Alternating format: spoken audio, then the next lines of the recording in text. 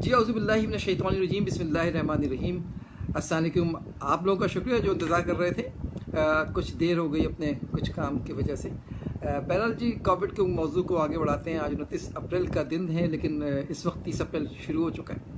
और तो कोविड के ऊपर जो डाटा दुनिया का है, वो जो ट्रेंड कल हमने ऑब्ज़र्व किया था या कल तक जो ऑब्ज़र्व था, उसी ट्रेंड के ऊपर दुनिया है, उसी ट्रेंड के ऊपर पाकिस्तान है। जो पाकिस्तान ट्रेंड हमसे शेयर कर रहा है, उसी के ऊपर पाकिस्तान भी है। आज ज़रा सा गुफ्तगू करते हैं समझने के लिए, मालूमात पर अबूर रखने के लिए कि जापान में क्या हुआ। जापान दुनिया के लिए एक बहुत इम्पोर्टेंट मौजू है। जिस तरह दुनिया टेस्ट कर रही थी, जापान टेस्ट नहीं कर रहा था। जिस तरह दुनिया लॉकडाउन कर रही थी, जापान लॉकडाउन नहीं कर रहा था। आपको याद होगा, शुरू से इंतज़ार कर रहा था कि ओलंपिक होगा। वो ओलंपिक मुलतवी कराने के भी हक़ में नहीं था। तो जापान ने किया क्या? जापान ने लोगों को रोका, स्कूल बंद किए, लोगों को रोका कि घरों पे रहें, ये तो किया। लेकिन जापान का जो तरीक़ेकार था वो था क्या? अब जापान का जो डेथ रेट है वो भी नीचे है। कोई बहुत ज़्यादा वहाँ डेथ हुई भी नहीं, कोई बहुत ज़्यादा जो आइडेंटिफिकेशन वो भी नहीं हुई। हॉस्पिटल भी बहुत ज़्यादा उनके यहाँ जो ऑक्यूपाइड नहीं हुए। तो क्या था, वजह क्या थी? जापान की स्ट्रेटजी क्या थी? जापान में भी डॉक्टर्स हैं, जापान में भी साइंटिस्ट हैं और अच्छे खासे कॉम्पिटेंट हैं वो लोग। उन्होंने क्या अपनाया, उसको बहुत गहरी नज़र से देखने की ज़रूरत है।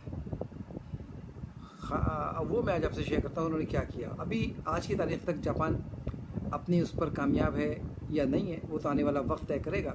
लेकिन आज तक जो भी डाटा अवेलेबल है, उसमें जापान ने कोई बहुत गैर मामूली नुकसान नहीं उठाया है।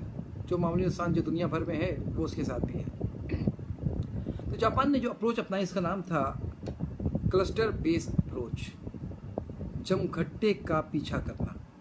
हर आदमी के लिए पीछे नहीं भागा वो भागा जो जमघट्टा बना सकते थे, जो क्लस्टर बनाते थे। तो जापान के पास ये अप्रोच कहाँ से आई, क्या सीखा उसने? जो चाइना का जो जहाज़ था जिसमें हज़ारों लोग थे, जब जापान के वो बंदरगाह या समुद्र के किनारे मौजूद था वो, तो जापान ने उससे एक बात सीखी कि वहाँ पे बहुत सारे लोग इन्फेक्टेड थे, लेकिन बहुत सारे लोग वहाँ पे इन्फेक्टेड नहीं हुए, जबकि वो इन्फेक्टेड लोगों के दरमियान में रह रहे थे, उसी माहौल में रह रहे थे जहाँ हवा एक जैसी थी, एक दूसरे से मिल रहे थे, चीज़ें इस्तेमाल भी कर रहे थे। कई लोग वहाँ पर ऐसे थे जो उनके अंदर सिम्टम मौजूद नहीं था, वो इन्फेक्टेड थे। तो जापान को ये बात समझ में आई कि इसमें कहीं ना कहीं इस बात की सदाकत है कि हर पॉजिटिव मरीज़ नहीं फैलाता। यानी कि ये ट्रांसमिशन, ये वायरस हर आदमी से नहीं जा रहा। ये जापान ने इस मफरूज़े को मुशाहिदा किया इस शिप के साथ। तो उसने इस मफरूज़े को लेके पकड़ा और आगे बढ़े। इन्होंने ये देखा कि अगर 5 लोग हैं और 5 में ये कोविड पॉजिटिव है, A, B, C, D और E, ये 5 लोगों के नाम है A, B, C, D, E। तो उन्होंने देखा कि A, B, C, D, E 5 मुख्तलिफ घरों में रह रहे हैं, तो हर घर में बीमारी नहीं फैल रही, सिर्फ A फैला रहा है। फिर A मज़ीद 5 को फैलाता है, उन 5 में भी हर के घर नहीं फैल रही। उन 5 में जो थे A1, A2, A3, A4, A5, उसमें A4 फैला रहा है सपोज। तो उन्होंने इस तरह शनाख्त किया कि वो क्लस्टर कहाँ बन रहा है। वो क्लस्टर के पीछे भागे, वो हर के पीछे नहीं भागे। तो उन्होंने टेस्ट महदूद किया। दे फॉलोड द क्लस्टर, क्योंकि ये समझ चुके थे कि हर आदमी बीमारी नहीं फैलाएगा। चाइना का डेटा उनके पास मौजूद था कि हर पॉजिटिव को नुकसान नहीं होगा, 85% को तो पता नहीं चलेगा, ये इनको पता था ये बात। तो चाइना ने इस अप्रोच के साथ 3 मेजर दिए। वो मेजर क्या थे? वो 3C। वो मेजर मैं आपसे 3C शेयर करता हूँ। फर्स्ट जो उनका C था वो ये था कि जहाँ पर वेंटिलेशन कम हो और स्पेस क्लोज हो, क्लोज स्पेस, और दूसरी तरफ से आप कह लीजिए पुअर वेंटिलेशन। एक तो जगह कम है लोगों को जहाँ रह रहे हैं, और हवा भी वहाँ पे बहुत तेज़ी से नहीं आ रही, बाहर नहीं निकल रही हवा, हवा घूम रही है, वेंटिलेशन पुअर है। उन्होंने कहा ये मेजर में इसको आइडेंटिफाई करो। फिर दूसरा उन्होंने लिया क्राउडेड प्लेस, कहाँ लोग बहुत जमा होते हैं, शादी ब्याह में जमा होते हैं लोग बहुत ज़्यादा, वहाँ तो पता नहीं कि यहाँ पे जैसे शादी ब्याह में जमा होते हैं, वहाँ उन्होंने देखा जहाँ मैच होता है वहाँ जमा होते हैं। उन्होंने कहा ठीक है, जो क्राउडेड स्पेस है वो उनका सेकंड मेजर। थर्ड उन्होंने मेजर लिया क्लोज कॉन्टैक्ट, जहाँ लोग बैठते हैं, बहुत बड़ा जगह नहीं है लेकिन क्लोज कॉन्टैक्ट होते हैं, बहुत करीब करीब बैठते हैं। क्योंकि ये फिजिक्स पे भरपूर काम कर चुके थे जैपनीज़, उन्हें पता था कि जब हम बात करते हैं तो ये जो आपका वेपर्स हैं मुंह से निकले हुए, या जो वो है एरोसोल्स हैं, ये कितना छोटे होते हैं। इन्होंने इसका साइज़ देखा कि माइक्रो एरोसोल्स क्या होते हैं और वो कितना फैल सकते हैं, कितनी दूर तक जाते हैं। इनके फिजिक्स ने ये तो देख लिया, जब बात कर रहे हैं एक लफ्ज़ बोल रहे हैं हल्का सा, तो कितने पार्टिकल निकल रहे हैं जिसमें वायरस हो सकता है। इस पार्टिकल में कितने पार्टिकल हैं जो फौरन नीचे बैठ जाएंगे, कितने पार्टिकल हैं जो थोड़ा देर से बैठेंगे, और कितने जो हवा में उड़ते रहेंगे, कितनी देर उड़ते रहेंगे, ये सब वो स्टडी कर चुके थे। तो उन्हें ये बात पता थी कि जी जो आपका क्लोज कांटेक्ट जगह है जहाँ पे लोग आमने सामने बैठते हैं उसको आइडेंटिफाई किया जाए। उन्होंने वो आइडेंटिफाई कर लिया, क्लोज कांटेक्ट वाली जगह, क्राउडेड प्लेस को आइडेंटिफाई कर लिया। फिर तीसरा उन्होंने आइडेंटिफाई कर लिया क्लोज स्पेसेस को, जहाँ पे बहुत कम जगह है, लोग ज़्यादा आ सकते हैं वहाँ पर। तो ये तीनों बातें उन्होंने अपने मेजर लिया, और इस मेजर के ऊपर वो एक लिहाज से जम गए, उसको उन्होंने आइडेंटिफाई किया। बाद में उन्होंने देखा कि जी ठीक है, उनके यहाँ वैसे भी आप देखें जापान में ये आदत थी कि लोग वैसे भी वहाँ मास्क पहन लिया करते थे, अपनी गवर्नमेंट की बात मानते हैं वो। फिर वहाँ आदत है हाथ नहीं मिलाने की, सर हिला के बात करने की, उनकी अपना एक कल्चर है। फिर उनके कल्चर में साफ सुथरा रहना बहुत है। जापान के पास दो बड़े मामला थे सरिदस जो उन्होंने सामने रखे। उनके पास एक चैलेंज था इकनॉमी का, कि अगर हम ये बंद कर देंगे तो हमारी तमाम इंडस्ट्री बंद हो जाएगी। तो उन्होंने उस चैलेंज को अपने जो फैसला कर रहे थे वहाँ जगह दी। दूसरा चैलेंज उनके पास था इंसानों की आज़ादी का, कि फ्रीडम ऑफ मूवमेंट जो इंसानों का है, या जो उनका वो है सिविलाइजेशन की जो फ्रीडम है, वो कहीं मुतासिर तो नहीं हो रहा। तो उन्होंने जब भी कोई डिसीजन किया उसमें इन दोनों बातों को अहमियत दी, और वो उनकी इंडस्ट्री चलती रही, उनके यहाँ फ्रीडम जो है मूव होता रहा। उनके यहाँ आपने देखा कि वो मनाया गया, जो डे होता है पौधे का, मैं इसका नाम भूल रहा हूँ, चेरी ब्लॉसम डे, उनके मनाया गया, लोग निकले, करीब करीब रहे। लेकिन उनके लोग अपनी गवर्नमेंट की बात मानते हैं, गवर्नमेंट ने कह दिया बाहर ना निकले तो लोग बाहर नहीं निकलते वहाँ पर। उन्होंने ये इस्टेब्लिश कर दिया कि आपका जो वो होता है माइक्रो ड्रॉपलेट होते हैं जो खांसने से निकलते हैं, उन्होंने साइज़ बता दिया कि इसका साइज़ क्या है। उन्होंने कहा जो आपका 1 मिलीमीटर यानी कि एक जो आपका सीएम है उसके अंदर 10 मिलीमीटर होते हैं। फिर और 1 मिलीमीटर के का जो सवा हिस्सा है उन्होंने कहा कि वो कहलाता है माइक्रो ड्रॉपलेट, उसके अंदर वायरस, बहुत सारे वायरस हो सकते हैं।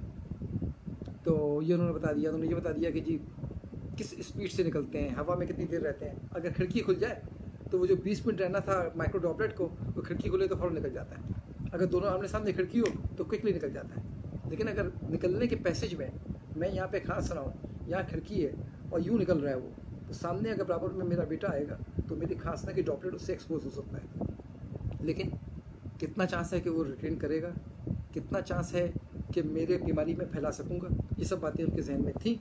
और उन्होंने इस तरह, उन्हें पता था कि एक बार छींकने से, एक बार खांसने से उन्हें 1 लाख पार्टिकल निकलते हैं, उन्हें बात पता थी। उन्हें पता थी कि 20 मिनट तक वो रहते हैं अगर आपका फ्रेश एयर नहीं आ रही है। तो उन्होंने इन सब बातों को वो जगह दिया और इसकी बुनियाद पर वो आगे बढ़ते रहे। फिर उन्होंने ये भी तय किया कि देखें जी ये अब हम इसको जोड़ने की कोशिश करते हैं क्या, कि जब आप मास्क लगाते हैं और छींकते हैं तो आपका बहुत सारे जो छींकना, खांसना, गुफ्तगू का पार्टिकल उसमें रह जाता है।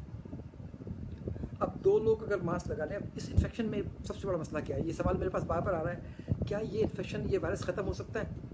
तो WHO कहती है नहीं हो सकता। प्रैक्टिकली वो सही कह रहे हैं। आइए थ्योरेटिकली मैं बात करूँ तो बिल्कुल ख़त्म हो सकता है। भाई आया था तो एक था ना, मारते चले जाओ जितने आए थे, तो फिर एक हो जाएगा, फिर वो भी ख़त्म हो जाएगा। तो वो कैसे होगा, थ्योरेटिकली कैसे हो सकता है? अब एक आदमी अगर एक इन्फेक्शन फैला रहा होगा तो फिर बैलेंस हो जाएगा ये। एक आदमी एक फैला रहा है, एक आदमी एक फैला रहा है, एक आदमी एक फैला रहा है, तो 14 दिन में 14 फैलाया, फिर आहिस्ता आहिस्ता बढ़ता जाएगा कि कम होता जाएगा, तो वो एक बैलेंस चलता रहेगा। हमें एक से कम करना है। हमें कहना ये है कि 2 आदमी मिलकर एक इन्फेक्शन फैलाए, तो अब है क्या? अगर आप मास्क लगा लेते हैं और दूसरा आदमी मास्क लगा लेता है और दोनों जब गुफ्तगू करते हैं, तो ध्यान में रखिएगा हर आदमी ट्रांसमिट नहीं करता। मैं तो एडवर्स सूरत पे बात कर रहा हूँ कि ये एक्स और वाई 2 आदमी हैं। एक्स के पास वो वायरस है जो ट्रांसमिट होता है, एक्स ने भी मास्क लगाया हुआ है, वाई ने भी मास्क लगाया हुआ है, अब ये दोनों मिले हुए हैं। एक्स वाई को बीमार करेगा 1 बाय 1, एक आदमी एक को बीमार करेगा। हमें इसको ब्रेक करना है। अब अगर दोनों ने मास्क लगाया हुआ है तो मास्क घर का बना हुआ है, तो 85% चांस ये है कि वायरस मास्क में रह जाए और वो आगे ना जाए। अगर मास्क आपका 80% रोक लेता है, आपके थूक को, आपकी खांसी को 80% 20% बाहर निकलता है, तो हम कैलकुलेट कर सकते हैं कि अगर 80% मास्क रोक ले घर का बना हुआ मास्क, तो फिर 96% इम्कानात कम हो जाते हैं बीमारी फैलने के दूसरे आदमी। तो मास्क की अहमियत बता रहा हूँ। अच्छा, मास्क आप मान लें बहुत ख़राब है, ये 80% नहीं रोक सकता, ये 50% रोकता है, आधा रोकता है, आधा बाहर निकल आता है कि बिल्कुल दुपट्टे वाला मास्क है, तो आधा रुक गया, आधा बाहर निकल आया। तो उसके बावजूद अगर वो दुपट्टे वाला मास्क भी लगा लेते हैं तो आधा रुक जाता है, दूसरे ने भी मास्क लगाया हुआ है, तो 75% चांसेस हम ख़त्म कर देते हैं कि वो फैल जाए। अगर हम 75% चांसेस फैलने का ख़त्म कर देंगे 1 बाय 1, तो यकीनन ये वायरस ख़त्म हो जाएगा। लेकिन इट विल टेक टाइम। सब लोगों को ये एक्सरसाइज करनी पड़ेगी। अब ये अकेले का मामला नहीं है, क्योंकि सिर्फ हमने वायरस यहाँ से नहीं रोकना, वायरस तो फैल चुका है ना, घर में भी है, दरवाज़ों में भी है, बहुत सारी जगहों पे रुका हुआ भी है। ज़ीरो तो अपनी कर सकते कितने लोग हैं, हर एक पूरी मशीनरी बन जाती है, जिसके सीने में है तो मशीनरी बन गई है, इस पर पूरे वायरस बाकायदा कल्टिवेट हो चुका है, बहुत सारे वायरस इसके पास है, तो ज़ीरो करना बहुत डिफिकल्ट है। तो अब क्या रह गया है जी कि जो फैलने के चांसेस हैं, हाथ भी धो रहे हैं हम, यही है ना, हम हाथ धोते हैं, हमने वो डिस्टेंस रखा हुआ है।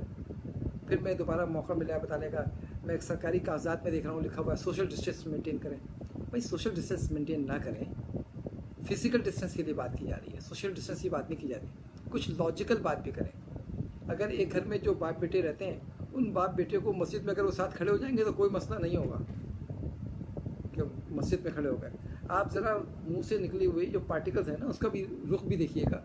आप यूँ बात कर रहे हैं तो पीछे हवा नहीं जाएगी, सामने जाएगी, तो दाएँ में नहीं जाएगी, और जाएगी तो कितनी प्रॉबिलिटी जाएगी वो भी देख लीजिएगा। हाँ, छींकने खांसने से फैलने का ज़्यादा खतरा है, लेकिन उसके बावजूद जो छींकने खांसने का तरीका है वो यूँ जाएगा, ये यहाँ से निकलेगा और यूँ फैलेगा, ये यूँ नहीं फैलेगा, यानी यूँ नहीं फैलेगा। तो हमें ना इसकी फिजिक्स समझनी पड़ेगी कि आप बात कर रहे हैं तो सामने जा रहा है, तो बाएं दाएं मेरा खड़ा है तो इसके इम्कानात कम है बनिस्बत जो सामने खड़ा है उसके मुकाबले में। हाँ, अगर मैं छींकूंगा तो ये फैलेगा, कितना फैलेगा वो है, 3 फीट है, 1 मीटर है, वो फैलेगा, पार्टिकल्स वो एक्सपोज कर सकता है। तो हमने बहुत सारी बातें हमने देख ली हैं कि हर बीमार इन्फेक्शन नहीं फैला रहा, हर क्लस्टर नहीं है, तो ये इसको समझना पड़ेगा इस मामले को कि हम इसको कैसे देख रहे हैं। दूसरा, अब ये जो कि ना टेस्ट कर लें, टेस्ट कर लें, टेस्ट कर लें, टेस्ट इलाज नहीं है। ये मुझे पता है कि मैं शायद दोहरा रहा हूँ, क्योंकि बहुत से लोगों से बात करता हूँ, मैं भूल जा रहा हूँ कि ये बात दोबारा तो नहीं कह रहा, उम्र का तकाजा भी है। लेकिन टेस्ट करके या तो आप ब्लॉक कर लें, रोक लें उन लोगों को रोक लें और गारंटी दें कि इनको वायरस नहीं लगेगा। You don't have any guarantee. जहाँ लाइट जाएगी वहाँ वायरस जा सकता है, कितना फैलेगा कितना नहीं फैलेगा वो सेकेंडरी बात है। तो टेस्ट करने को हमें रिव्यू करना चाहिए बहुत साइंसी बुनियादों के ऊपर, और जहाँ जहाँ हम फेल हुए हैं डाटा की बुनियादों पर, अपने हमारी प्रेडिक्शंस फेल हुई हैं, उसकी वजूहत देखनी चाहिए। मैं दावत देता हूँ सोचने की कि जो सूरत हाल हमारे पास इस वक्त है, जितने लोग मरीज़ हैं और जितने लोग इंतकाल कर गए हैं, ज़रा यही सूरत हाल हम सोचते हैं कि न्यूयॉर्क में है तो क्या न्यूयॉर्क बंद हो जाएगा, खुलेगा? यही सूरत हाल अगर साउथ कोरिया में है तो क्या होगा? लॉकडाउन करेंगे वो। जो सूरत हाल हमारे पास है, अगर यही सूरत हाल आज की चाइना में, लॉकडाउन चलेगा कि बंद हो जाएगा? आप दुनिया के मुल्क का नाम आप लीजिए, देखिए अमेरिकन या न्यूयॉर्क ने जो स्ट्रेटजी बनाई है ज़रा देख लीजिए क्या स्ट्रेटजी बनाई है उन्होंने। You have to take risk, और कुछ सोच साइंसी बुनियादों पर आपको फैसला करना पड़ेगा। उन्होंने ये बड़ी इंपॉर्टेंट बात की है कि आपका जो हॉस्पिटल है उसका 70% जो ऑक्यूपेंसी है, कि आपके अस्पताल में अगर 100 बेड हैं, जैसे ही 70 बेड क्रॉस करते हैं आईसीयू के, अगर आईसीयू में 100 बेड है तो इमीडिएट आपने एक्शन लेना होगा, क्योंकि 30 बेड आते हुए पेशेंट आते हुए टाइम नहीं लगेगा। बहुत सारे मेजर्स और भी ले रहे हैं, तो उस मेजर्स को थोड़ा गौर से पढ़ें, इंटीग्रेट करके पढ़ें, तो आपको अंदाज़ा होगा कि हम अल्हम्दुलिल्लाह बहुत सेफ पर हैं और हम गैर ज़रूरी तौर पर डरे हुए ज़्यादा हैं। हम मेजर्स लें, टारगेटेड मेजर्स लें। हमारा मुकाबला जो है वो स्मार्ट तरीके से होगा। हमारे पास रिसोर्स जापान वाले नहीं हैं, हमारे पास एबिलिटी साउथ कोरिया वाली नहीं है, हमारे पास पैसे अमेरिका वाले नहीं हैं, हमारे पास डिसिप्लिन नॉर्थ कोरिया वाला नहीं है। इन तमाम चीज़ों की गैर मौजूदगी में हमें अपना आज भी सेफ करना है। हमें अपना कल मतवक्का कोई ख़तरनाक दूसरा वायरस अगर इंट्रोड्यूस होता है तो हमें क्या करना है वो भी सोचना पड़ेगा। इस दफ़ा तो सबका गम है ना, पूरी दुनिया का गम है। हमें अपने लिए भी सोचना पड़ेगा। अल्लाह ना करे कि कोई एंडेमिक आ जाए, कोई एपिडेमिक हो, तो हम क्या करेंगे? ना अंडर रिएक्शन करें, ना ओवर रिएक्ट करें। यूज़ योर माइंड, दिमाग को भरपूर इस्तेमाल करें। You are leader. सुनी सुनाई बातों पर हमारे फैसले जो हैं वो हो सकता है कि हमें ऐसा नुकसान पहुंचा दें जो कोविड से ज़्यादा ख़तरनाक हो। मैं as a health care professional या इसका बैकग्राउंड रखने के ऊपर ये सोचने पर मजबूर हो रहा हूँ। मेरे पास डेटा तो नहीं है, लेकिन आने वाले दिनों में डाटा भी जमा हो जाएगा कि कई लोग हैं जिनकी बीमारियां कॉम्प्लिकेट हो रही हैं, घरों में बैठे हुए, वो डॉक्टर्स के पास नहीं जा रहे हैं। ये आपके जो डॉक्टर्स हैं इनको पता है कि इनके क्लिनिक में कितने लोग आ रहे हैं और कितने आते थे। बहुत सारी दवाएं लोग नहीं खा रहे, बहुत सारे फाइनेंशियल क्राइसिस की वजह से नहीं खा रहे, बहुत सारे खुद अज्यूम करने की ज़रूरत नहीं है। डिप्रेशन, स्ट्रेस तेज़ी से बढ़ रहा है सोसाइटी के अंदर, तो इस पर नज़र रखना बहुत ज़रूरी है।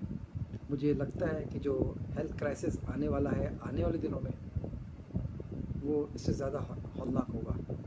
We have to create a balance, is a moral balance, कि हमने कोविड को इम्पोर्टेंस दें। कहीं इस इम्पोर्टेंस के नतीजे में, जिसमें मतवक्का है कि लोग 200 नुकसान उठा सकते हैं, हम 400 लोगों को जो मरीज़ हैं मुख्तलिफ़ बीमारियों में, उनको सुपुर्द बीमारी ना कर दें कि वो दर्द से ही मर जाए।